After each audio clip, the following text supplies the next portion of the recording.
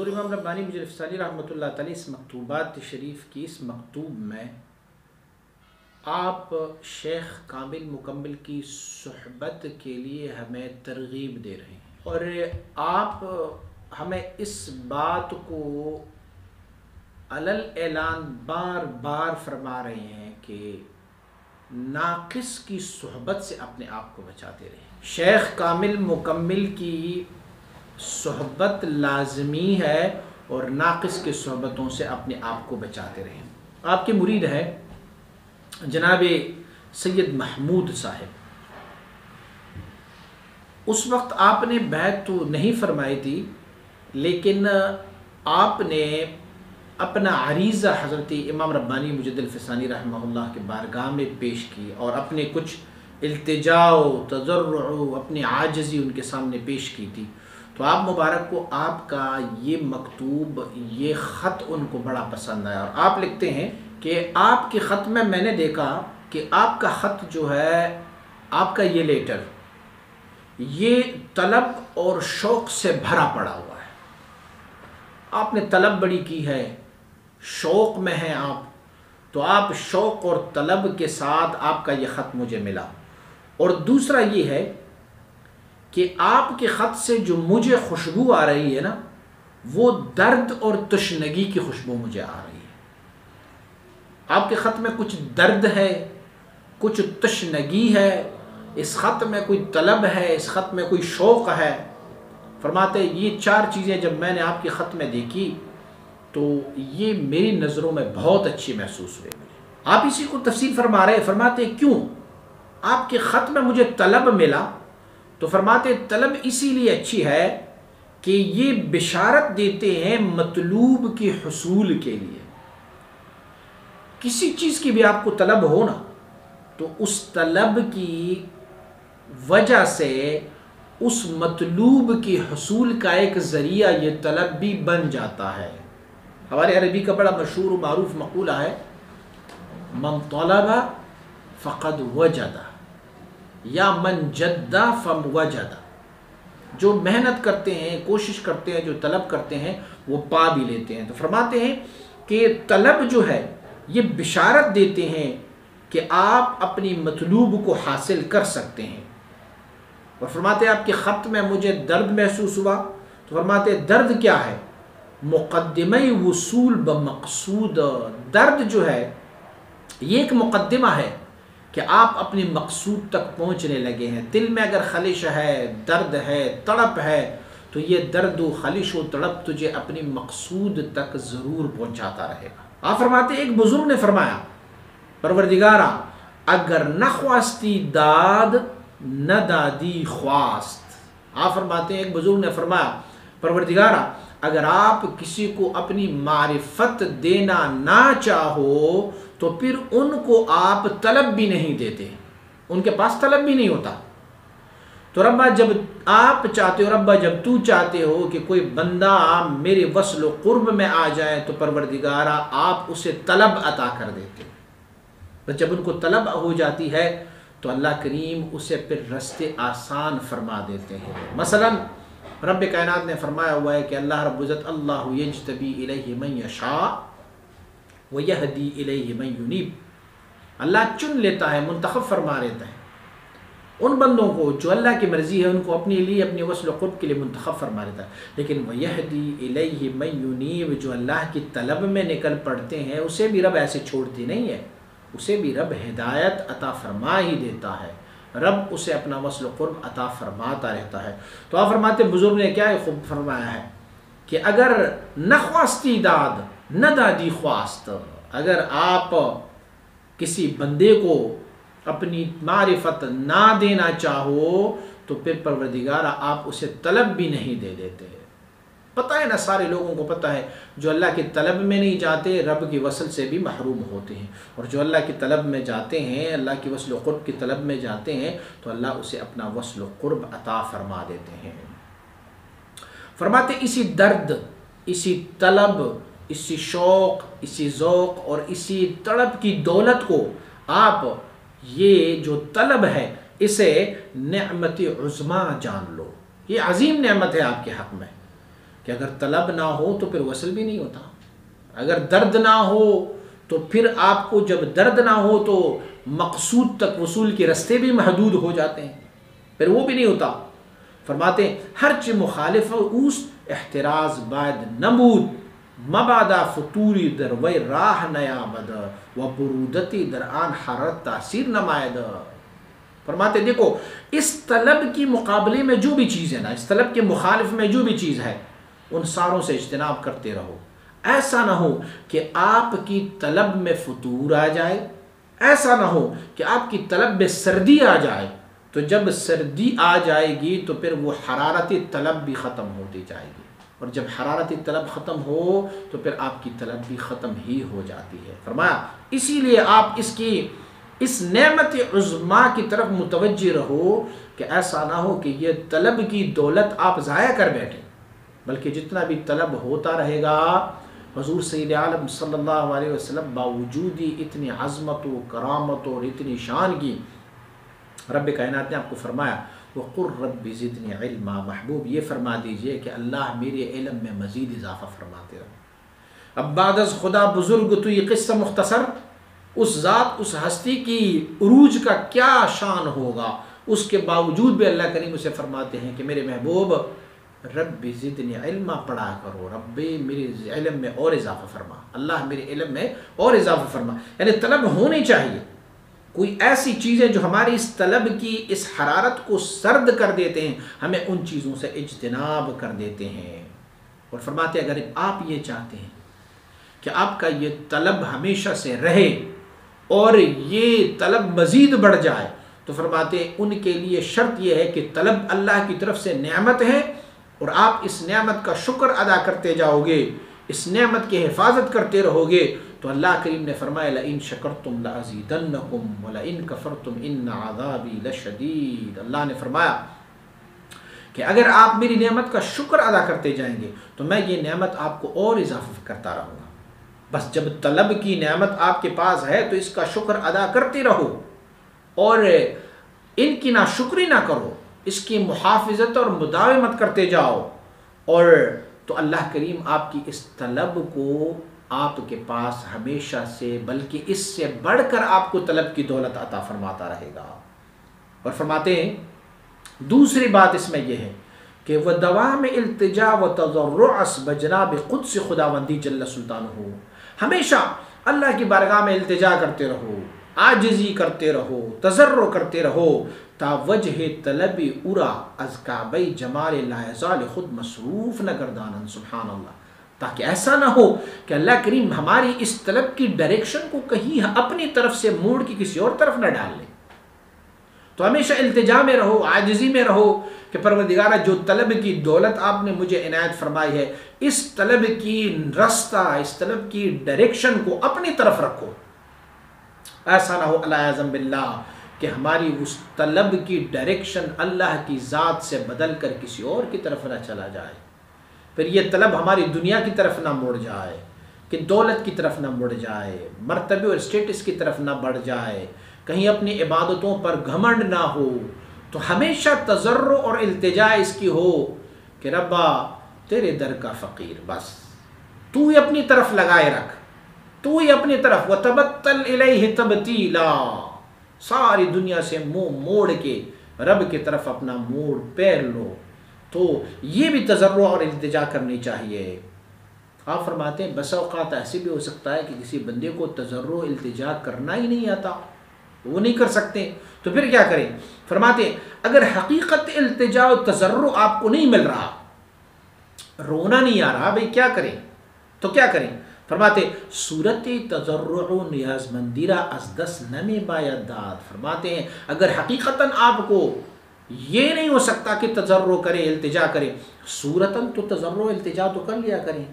منگتوں کو دیکھا ہوا ہے، فقیروں کو جو مانگتے ہیں بازار میں، حقیقت میں تو وہ تضرع نہیں کرتے نا، فی الحقیقت وہ تضرع نہیں کرتے، فی الحقیقت وہ اپنی عاجزی کو نہیں بیان کرتے، لیکن کچھ مال، کچھ پیسوں کی وصول کے لیے وہ اپنی شکل کو ایسی بنا لیتا ہے، تو اگلے بندے کو ترس آ جاتا ہے، وہ ان کو عطا کر ہی دیتے ہیں۔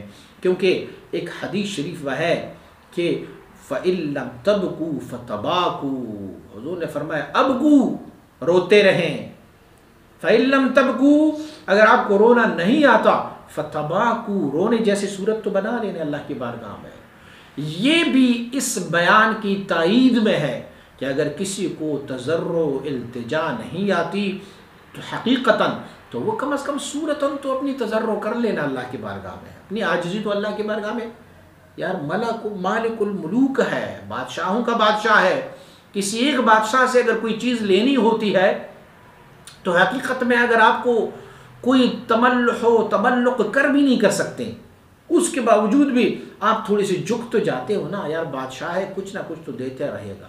لیکن اگر حقیقی بادشاہ کے سامنے ہو، اگر حقیقتاً آپ کو التجا اور تضرع نہیں آتی تو کم از کم رونی جیسی صورت تو کر لیا کرو۔ اسی کو دلیل بنا کے ہمارے مشائخ کرام نے فرمایا ہوا ہے کہ ایک ہے وجد اور ایک ہے تواجد۔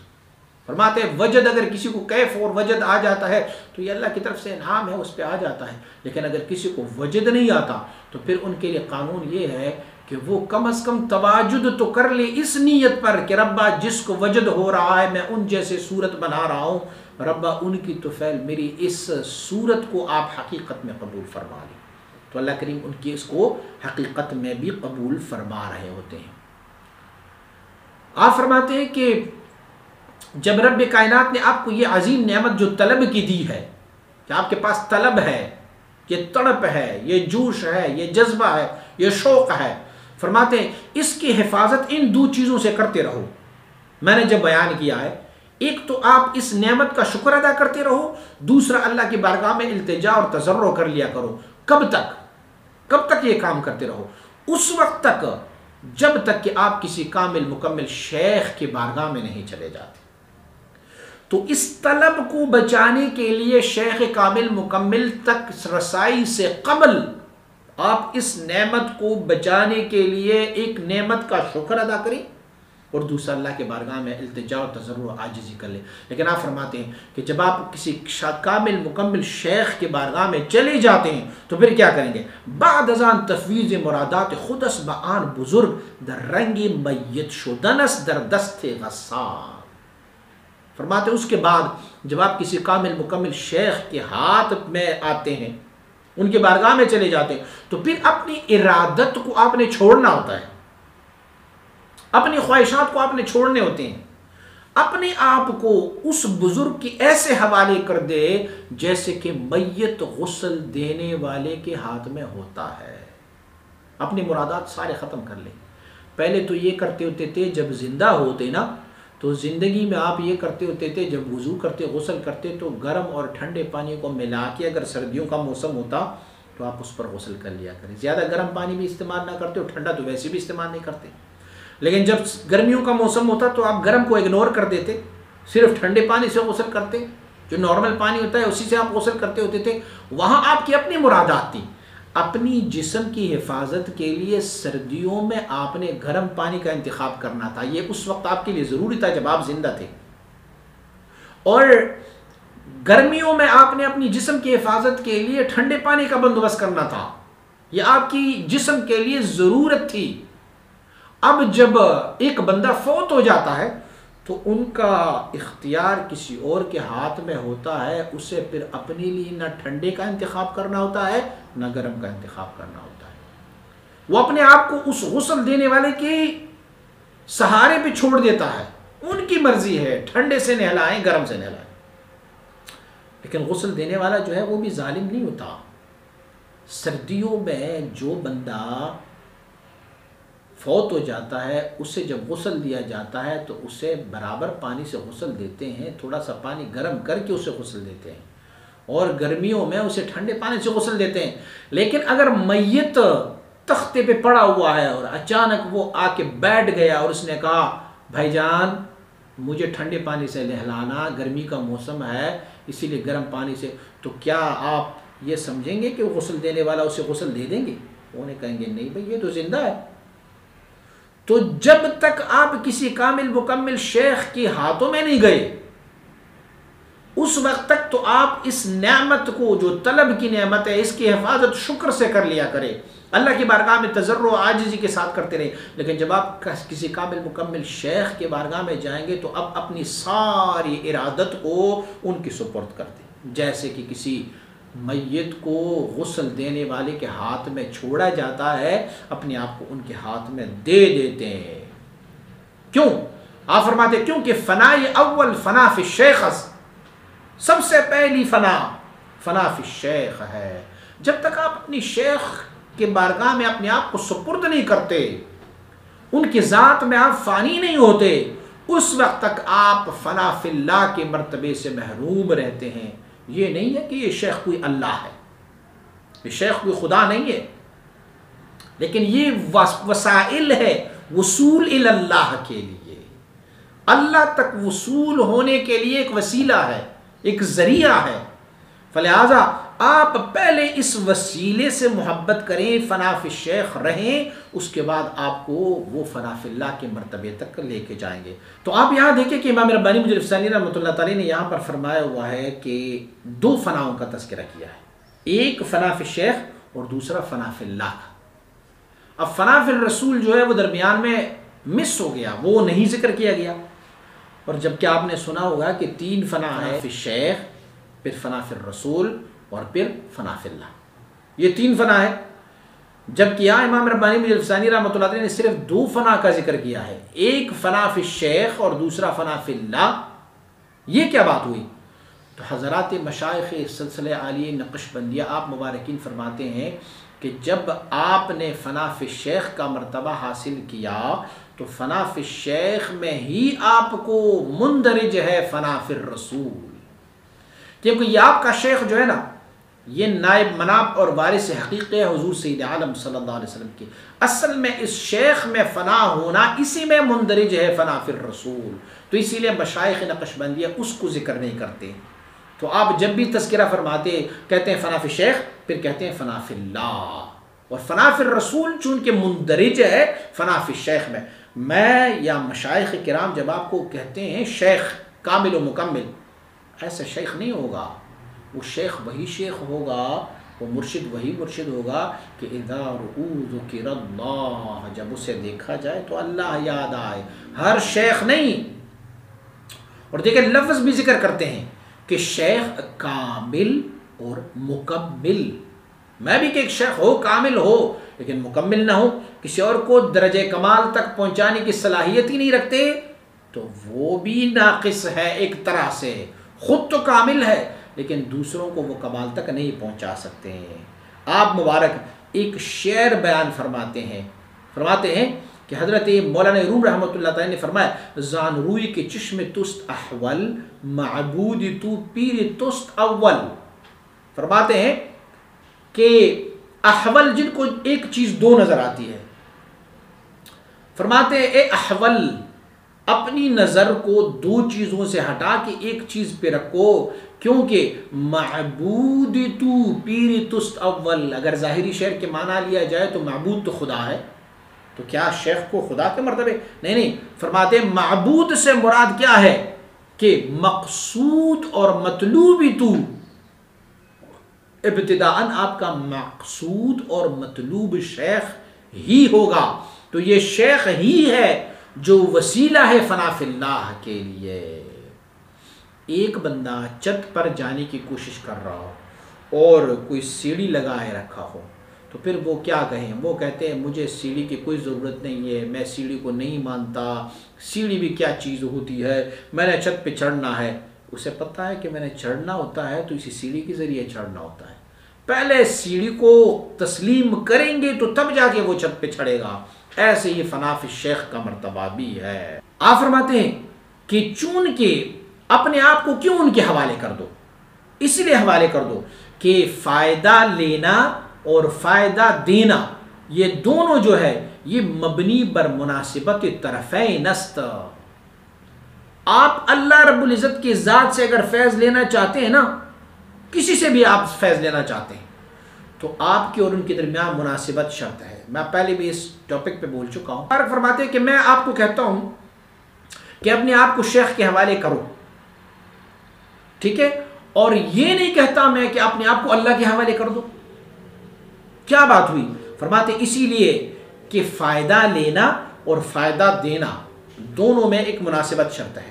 اور مناسبت کیا ہے کہ اب انسان جو ہے یہ کمال دناعت و پستی و خساست میں ہے، اور جناب قدسی تبارک و تعالی جو ہے وہ تو وہ ہے جس کا شان بھی شان وہ ہے کہ مالک تراب و رب الارباب. کیا مناسبت ہے مٹی اور رب الارباب کے درمیان؟ تو دونوں کے درمیان، اس انسان اور رب کے درمیان کوئی مناسبت نہیں تھی. تو پھر کیا چاہیے؟ ایک برزخ چاہیے، ایک رابطہ اور ایک وسیلہ چاہیے. وہ وسیلہ ایسا ہونا چاہیے جس کے دو طرف ہو، ایک طرف فیض لینے والا، دوسرا طرف فیض دینے والا. تو تب جا کے اس بندے کو اپنے رب سے ملانے کے لیے ایک ذریعہ ہوگا، اور وہ ذریعہ کیا ہوگا؟ وہ شیخ کامل مکمل ہوگا. شیخ کامل مکمل ذی جہتین ہے، دو جہت والا ہے. وہ رب سے فیض لینے والا اور آگے اس مرید کو فیض دینے والا ہے. فلہذا اسی لیے میں کہتا ہوں کہ آپ اپنے آپ کو شیخ کامل مکمل کے سپرد کر دیں. اچھا، میں یہاں پر بار بار آپ کو کہہ رہا ہوں کہ اپنے آپ کو شیخ کامل مکمل کے سپرد کر لیں، تو آگے بھی سن لیں. فرماتے طلب ایک عظیم نعمت تھی نا آپ کے پاس، اور میں نے اس نعمت کی حفاظت کے لیے آپ کو کہا ہوا تھا کہ بھئی آپ طلب آپ کے پاس ہے تو اس طلب کی حفاظت یوں کر لو کہ اللہ کا شکر بجا لایا کرو. دوسری بات یہ میں نے کی کہ آپ تضرع و التجا کرتے رہو اللہ کے بارگاہ میں. فرماتے ہیں اور میں نے آپ کو کہا تھا کہ کہیں آپ کی اس طلب میں کوئی فتور نہ آ جائے. تو فرماتے سب سے قوی ترین فتور یہ ہے کہ آپ کی یہ نعمت جو طلب کی ہے، یہ عنابت کی ہے، یہ سب سے بڑی فتور یہ ہے کہ بندہ کسی ناقص پیر کے پاس چلا جائے. آپ کے پاس تو دولت بہت بڑی ہے طلب کی، لیکن جو طلب اور عنابت کی جو دولت ہے، اس دولت کو ضائع کرنے کا ایک سب سے بڑی وجہ، سب سے بڑا مرتبہ یہ ہے کہ ایک بندہ کسی ناقص شیخ کے پاس چلا جائے. اور ناقص شیخ وہ ہو کہ بسلوک و جذبہ کار را تمام نا کردہ بمسندی شیخی خود را کشیداست. ناقص کون ہوتا ہے؟ جنہوں نے نہ سلوک کا کام کیا ہوگا نہ جذبے کا کام کیا ہوگا. آپ کو تو معلوم ہوگا سلوک کیا ہے اور جذبہ کیا ہے. جذبہ کششی لطائف ہے اپنے اصول کے لیے، قلب روح سر خفی اخفا، یہ اپنے اصول تک پہنچ جائے، اسے کہتے ہیں جذبہ. اور سلوک کسے کہتے ہیں؟ سلوک کسے کہتے ہیں کہ آپ کی عناصر اربعہ معتدل رہیں، اعتدال پہ آ جائے اور نفس آپ کا مطمئنہ رہے. سبحان اللہ. تو آج کل کے زمانے میں بڑی مشکل سے ایسے شیخ ملے گا جنہوں نے دونوں جذبہ اور سلوک کا کام کیا ہوگا. فرماتے اگر کسی بھی شیخ نے جذبہ اور سلوک کا کام آخر تک نہیں پہنچایا ہو اور وہ مسندی مشیخیت پر آ کر بیٹھ گیا ہو تو یہی شیخ ناقص ہے. اور ان کی صحبت میں جانے والے لوگ جو ہوتے ہیں وہ طلب کی دولت کو ضائع کر بیٹھ جاتے ہیں، ختم ہو جاتا ہے. پھر فرماتے ہیں طالب را صحبت او سب میں قاتل است. واہ، جس کے پاس طلب کی دولت ہے ان کے لیے ایسے ناقص شیخ کی صحبت جو ہے وہ زہر قاتل ہے. بظاہر تو شہد ہے، دکھائی دیتا ہے، لیکن فی الحقیقت اس شہد میں زہر ملا ہوا ہے. وَإِنَابَتِ او مرض مہلک، اور اس شیخ کی طرف ان کا رجوع کرنا یہ ایک مہلک بیماری پر مبتلا ہونا ہے. بس ناقص کے پاس جانا جو ہے وہ ایک مہلک بیماری پر مبتلا ہونا ہوتا ہے. کیوں؟ اسی لیے کہ استعداد بلند طالب را این چنین صحبت بپستی میں آوراد. اچھے سٹیمنا والا، اچھے استعداد والا ایک طالب، ایک مرید جس میں طلب کی دولت موجود ہے، جس میں یہ کیپیسٹی موجود ہے کہ وہ اللہ کی وصل و قرب میں جا سکتا ہے، ایسی کامل مکمل شیخ کے علاوہ جب وہ ناقص کے پاس چلا جاتا ہے تو ناقص ان کی استعداد، ان کی کیپیسٹی کو خراب کر دیتا ہے. کیسے؟ مثلا میں آپ کو ظاہری مثال بیان کروں. ایک بندہ ہے جس کے پاس ایک من بوری موجود ہے، ایک من والی بوری موجود ہے، وہ بوری خالی ہے. اگر آپ کسی اچھے شیخ کے پاس جاتے ہیں وہ آپ کی اس بوری میں اللہ کی معرفت، اللہ کی انوار و تجلیات، اللہ رب العزت سے لیے ہوئے فیوز و تجلا یہ سارا اس بوری میں بھر سکتے ہیں۔ تو آپ نے بجائے اس شیخ کامل مکمل کے جانے کے کسی ناقص کے پاس گئے، وہ ناقص تمہارے پاس کیا کرے گا؟ تمہاری اس خالی بوری کو اس میں گند ڈالتا جائے گا، کچرا ڈالتا جائے گا، سارا وہاں بھی بوری بھرتا رہے گا، یہاں بھی بوری بھرتا رہے گا، لیکن وہاں اللہ کے انوار و تجلیات سے بھرتا رہے گا، اللہ کی وصل و قرب کے مقامات پہ کرتے جائیں گے۔ یہاں پر چونکہ شیخ بذات خود ناقص ہے تو یہ آپ کی بوری میں گند اور کچرا ہی ڈالتا رہے گا بس۔ اذا کان الغراب سید القوم سیہدیہم سبیل الہالکین، جب کوا کسی قوم کا سربراہ بن جائے تو اسے ہلاکت ہی کی طرف لے کے جائے گا نا، برائی کی طرف ہی لے کے جائے گا۔ تو کوا جیسے ایک ناقص شیخ کی بارگاہ میں اگر کوئی بندہ چلا جائے، بارگاہ بھی نہیں کہنا چاہیے، ان کے پاس اگر کوئی جانا چاہیے تو پھر وہ اس نے کوے کو اپنا سربراہ منتخب کیا، کوا پھر آپ کو کہاں لے کے جائے گا؟ گند ہی کی طرف لے کے جائے گا۔ اسی لیے آپ کی طلب کی جو دولت تھی نا، آپ کی ذوق کی جو طلب تھی، آپ کی تڑپ کی جو صد تھی، آپ کی درد، یہ سارا کچھ جو آپ کے باطن میں تھا وہ ایک ناقص شیخ کی صحبت کی وجہ سے سب کچھ ختم ہو جاتا ہے، اور آپ کا وہ اسٹیمنا، آپ کا وہ استعداد جو بہت بلند تھا اسے کم تر پہ لے کے آ جائیں گے۔ پھر کیا ہوگا؟ آپ فرماتے ہیں مثال سے، مثلا مریض کے طبیب ناقص دارو خورت، ایک بیمار ہو اور ایک ناقص عطائی ڈاکٹر کے پاس چلا جائے، عطائی حکیم کے پاس چلا جائے، ٹھیک ہے، ان سے دوائی لے، تو یہ ایسا ہی ہے جیسے اس نے اپنی بیماری کو جان بوجھ کر بڑھایا، جان بوجھ کر اپنی بیماری کو طول دیا، کیونکہ حکیم کو تو نہیں پتا، وہ عطائی کو نہیں پتا کہ میں نے اس کو کیا دینا ہے، اور وقابلیت ازالہ مرض خود ضائع میں سازد، وہ اپنی بیماری کو دور کرنے کی قابلیت کو بھی ضائع کرتا جا رہا ہے۔ یار وہ حکیم صاحب ان کو کہیں گے نا یہ دوائی کھاؤ، پھر 2 مہینے بعد پھر آؤ، پھر 3 مہینے پھر بعد، کرتے کرتے اسے شفا تو ہونی نہیں ہے، کیونکہ عطائی ہے، وہ معالج ہی خراب ہے، اس نے تو اپنا علاج کرنا تھا۔ اب کیا ہوا؟ اس نے اپنی جو قابلیت ان کے پاس تھی کہ میں اپنی بیماری کو دور کروں، وہ بھی ضائع کر بیٹھے۔ اب 6 مہینے، سال، 2 سال گزرتے جائیں گے، وہی پکیاں اس کو کھلاتے رہیں گے، وہی معجون ان کو دیتے رہیں گے، ان کو کوئی فائدہ نہیں ہوگا۔ اچھا، ہوتا یہ ہے، فرماتے کبھی کبھار تو یہ بھی ہوتا ہے کہ ناقص طبیب اور حکیم کی دوائی فرسٹ اٹیمپٹ میں، شروع میں انہیں بڑا فائدہ دیتا ہے، رات کو جناب اس نے دوائی لی اور طبیب اور حکیم بھی ناقص ہی ہے، لیکن رات کو دوائی جو بڑے خراٹے مار کے وہ سویا، صبح اٹھا گا یار بڑا فائدہ ہوا۔ فرماتے سٹارٹ میں ان کو فائدہ دے گا، لیکن اما فی الحقیقت یہ نفس مضرت است، یہ فی الحقیقت یہ مضر ہے۔ یار حکیم کو پتہ ہی نہیں ہے، طبیب کو پتہ ہی نہیں ہے کہ اس بیمار کو میں نے دوا کون سی دینی ہے، اس کو نیند کی دوا دے دے۔ آپ کو پتہ ہے انسانی جسم کے جو پٹھے ہیں نا، ہمارے پٹھے، یہ جب ریلیکس ہو جاتے ہیں تو ہمیں نیند آ جاتی ہے۔ اچھا، ایک بندے کے شروع سے پٹھے جو ہے وہ پٹھوں کا مسئلہ ہوتا ہے، یعنی دماغی مسئلہ ان کو ہو جاتا ہے، حکیم کے پاس چلا جائے، حکیم ان کو افیون دے کہ بھئی رات کو اچھی طرح سے سو جاؤ گے، تو اب افیون ان کے لیے، ان کے پٹھوں کے لیے مزید نقصان دے رہا ہوتا ہے۔ پہلے تو وہ پٹھوں کے درد کی وجہ سے سو نہیں پا رہے تھے، اب نشہ دے کے وہ سو گیا ہے تو وہ سمجھا یار بڑا ریلیکس میں نے رات گزاری ہے، لیکن فی الحقیقت یہ ان کے لیے مضر ہے۔ اب ہوتا کیا ہے؟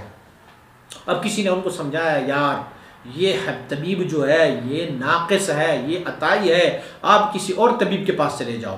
اچھا، لائق فائق حکیم محمد سعید کے پاس چلے گئے۔ اب جب وہ حکیم محمد سعید کے پاس جاتے ہیں تو حکیم محمد سعید کیا کریں گے؟ سب سے پہلے وہ ان کو ایسی دوائی دیں گے نا جو پچھلی دوائی کے اثر کو ختم کر دیں۔ یار اس کی پچھلے والے حکیم کی دوائی نے اس کے پوری جسم کو ایسے کیا ہوا ہے کہ اس پر میری دوائی اب اثر نہیں کریں گے۔ سب سے پہلے وہ حکیم جائیں گے کہ ان کو ایسی دوائی دے کہ پچھلے والے حکیم کی دوائی کا اثر ختم ہو جائے۔ تو آپ نے دیکھا ہوگا کہ حکیم حضرات اکثر و بیشتر پچھلی دوائی کے اثر کو ختم کرنے کے لیے اس کو مسہل دوائیاں دیتے ہیں، ان کو موشن لگ جاتے ہیں، الٹیاں ہو جاتی ہیں، کہتے ہیں اس کی جسم کی واشنگ ہو گئی ہے۔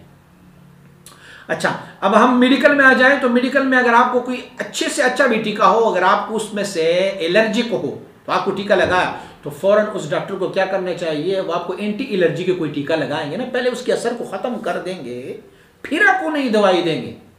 ایسے ہی اگر یہ بندہ جو ہے وہ اگر کسی ناقص کے ہاتھ میں گیا ہے تو اگر ناقص کے ہاتھ سے اللہ نے، لیکن یہ مشکل ہوتا ہے بڑا، جب ایک ناقص کے ہاتھ میں ایک بندہ چلا جاتا ہے بڑی مشکل سے وہاں سے نکلتا ہے، کیونکہ ناقص اسے کئی بہانوں سے گھیرے رکھتا ہے۔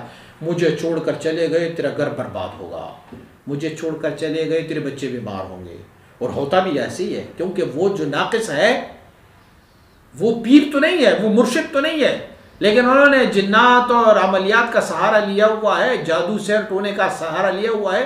اب لوگ جب ان کو چھوڑ کے چلے جاتے ہیں وہ بیمار بھی پڑ جاتے ہیں، وہ پھر تکلیف میں بھی آ جاتے ہیں، لیکن وہ ان کو ڈرا دھمکا کے، ہاں اگر کسی پر اللہ کی مہربانی ہوئی اور انہوں نے ان کو چھوڑ دیا اور وہ وہاں سے نکل گیا اور کسی کامل مکمل شیخ کے پاس آ گیا تو کامل مکمل شیخ پہلے اس ناقص شیخ کی دی ہوئے ڈوز کو صاف کر دیں گے، پھر اس کے بعد اسے اپنی جو اللہ کے انوار و تجلیات ہے وہ ان کو عطا کرتے جائیں گے۔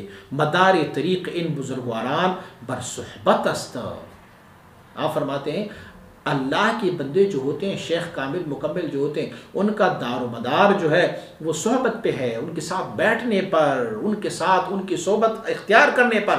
وہ بگفت و شنید کار نمے کشایات، فرماتے بولنے سے کوئی فائدہ نہیں ہوتا، بولتے جائیں گے، آپ بولتے جائیں گے وہ سنتا جائے گا، وہ بولتے جائیں گے آپ سنتے جائیں گے، فرماتے اس سے کام نہیں ہوتا۔ ان کا کام صحبت ہے، صحبت میں آ کے بیٹھو، ان کی ہم مجلس میں بیٹھو، ان کی ہم نشینی اختیار کر لو، پھر یہ آپ کی پرانی بیماری کا ازالہ کر کے پھر اس کے بعد گفت و شنید ہوں گے۔ حضرت شاہ نقشبند رحمۃ اللہ علیہ آپ مبارک کی بارگاہ میں ایک بندہ آیا تو آپ نے کہا حضور ہم نے تو مشائخ کو بڑے دیکھے ہیں اور سارے مشائخ جو ہے وہ اپنے کلام سے لوگوں کو متاثر کرتے ہیں، وہ اپنی کرامات بتاتے ہیں، وہ اپنے حالات بتاتے ہیں، پھر دوسرے اولیاء اللہ کی کرامات و کمالات بتاتے رہتے ہیں۔ حضور ہم نے آپ کو جب سے دیکھا ہوا ہے آپ تو خاموشی بیٹھے رہتے، کوئی بات ہوتی نہیں ہے۔ آپ مبارک نے فرمایا بیٹا جو میری خاموشی سے فائدہ نہ لے وہ میری گفتگو سے کیا فائدہ لے سکتا ہے؟ تو اس لیے ان مبارکین کا کام جو ہے وہ صحبت پر ہے، رابطے پر ہے۔ وہ بگفت شنید کاری نمے کو شاید سننے سنانے سے وہ کام نہیں کھلتا، بلکہ سستی در طلب پیدا میں آرت، بلکہ اس طلب کی دولت میں سستی آ جاتی ہے۔ تو بولتے جا میں سنتا جاؤں گا، میں بولتا جاؤں گا تو سنتے جا، اس سے کام نہیں ہوتا۔ صحبت، ذکر، توجہ، ان کے صحبت میں بیٹھنا۔ تو آپ فرماتے ہیں کہ اگر اس طلب کی دولت کو آپ نے بچانا ہے تو پھر آپ کسی کامل مکمل شیخ کے بارگاہ میں چلے جاؤ، اپنے آپ کو ان کے حوالے کر دو، پھر دیکھو وہ پچھلے سارے بیماریوں کا ازالہ کر کے تجھے اللہ اور اس کے رسول صلی اللہ علیہ وآلہ وسلم بارک کی عشق و محبت اور قرب آپ کو عطا فرماتے جائیں گے۔ حضرت سید محمود صاحب نے آپ کو لکھا ہوا تھا کہ حضور میری طرف بھی ایک اشارہ فرمائے، میری طرف بھی التجا فرمائے، تو آپ ان کو اشارہ فرما رہے کہ ٹھیک ہے جی، اللہ کے بندے جو ہے وہ فیض عطا کر دیتے، ڈسٹنس اور فاصلے جو ہے ان کے پاس نہیں ہوتے، لیکن پھر بھی ان مبارکین کا صحبت سے اثر اتنا ہے کہ آپ اویس قرنی اور حضرات اصحاب کرام رضوان اللہ اجمعین آپ مبارکین کی تاریخ کو پڑھا کریں، جن جن صحابہ نے حضور سید عالم صلی اللہ علیہ وسلم بارک کی صحبت اختیار کی، رب نے اسے وہ مرتبہ دیا۔ اور اویس قرنی باوجود محبت کی، باوجود عشق کے، باوجود تڑپ کی، باوجود طلب کی، وہ کچھ حاصل نہیں کر سکا، کیوں؟ ان کو صحبت نہیں ملی۔ تو آپ نے ان کو لکھا تھا کہ مجھے بھی آپ کچھ اشارہ فرمائے۔ آپ مبارک فرماتے ہیں میں دلی آ رہا ہوں اور دلی اور آگرہ کا میرا ایک سفر ہے، فرماتے ہیں اگر آپ کے پاس کوئی موقع ہو تو آپ کی کیپیسٹی بڑی اچھی ہے، کیپیسٹی آپ کی بڑی اچھی ہے، چونکہ میں نے آپ کا خط پڑھا ہے، آپ کے خط سے طلب، ذوق، شوق اور آپ کی تشنگی، یہ سب کچھ آپ کے خط سے مجھے مل رہا ہے، لیکن اس تشنگی اور طلب اور ذوق کی دولت کو حاصل کرنے کے لیے اور رب کی وصل و قرب حاصل کرنے کے لیے آپ کو میری صحبت میں آنا ہوگا، بیٹھنا ہوگا۔ تو بالمشافہہ جب بیٹھیں گے تو فرماتے ہیں انشاءاللہ العزیز میں آپ کی کام کو آگے تک لے کے جاؤں گا، اور فرماتے ہیں میں آپ کو سرعت کے ساتھ واپس لٹا دوں گا. یہ بھی نہیں کروں گا آپ کو کہوں گا دوسرے مشائخ کی طرح میرے ساتھ 50 سال گزارو گے 20 سال گزارو گے تو تجھے کچھ مل جائے گا. فرماتے ہیں سرعت بڑی تیزی کے ساتھ, کیونکہ پہلے سے تو بنایا ہے, پہلے سے تمہارا کام بہت اچھا ہے. اسی لیے جب آپ دوبارہ میرے پاس آؤ گے, جب آپ میرے بارگاہ میں آؤ گے, میری صحبت اختیار کرو گے, تو صحبت کی تاثیر یہ ہے کہ انشاءاللہ العزیز آپ کا کام بہت جلدی ہوتا جائے گا.